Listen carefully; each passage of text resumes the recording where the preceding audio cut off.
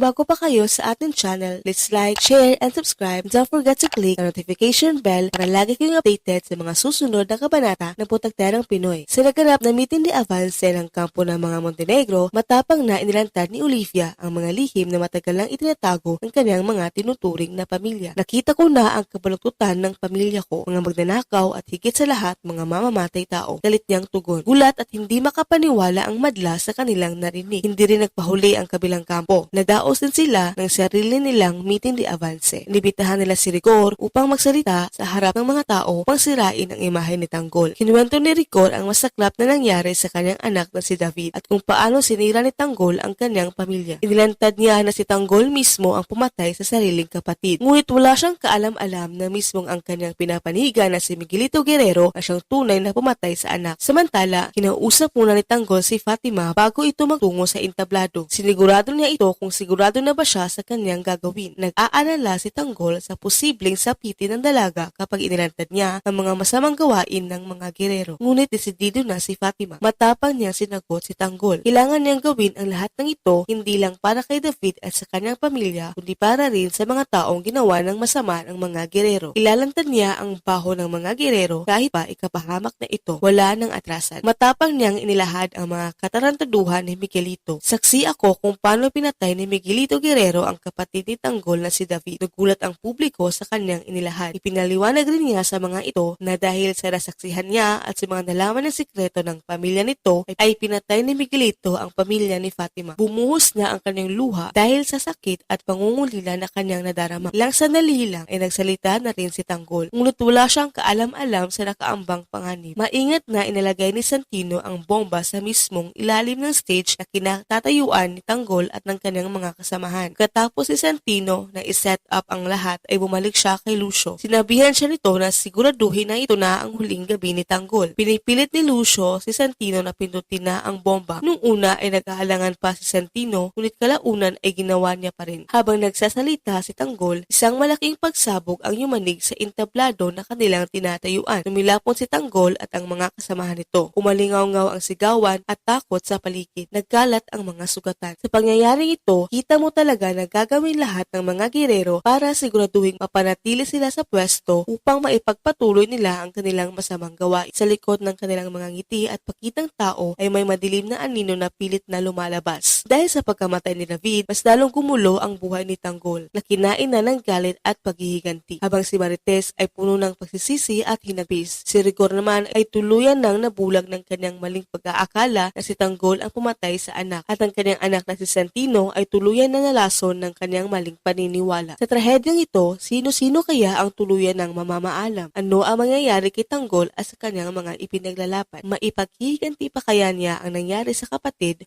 o tuluyan na magwawagi ang kalaban? Ibahagi ang inyong saloobin sa comment section. Huwag kalimutang mag-like, share, and subscribe at i-click ang notification bell para lagi kayong updated sa mga susunod na kabanata ng Putakterang Pinoy. Maraming salamat po sa panonood at magkita-kita ulit tayo sa susunod na kwento.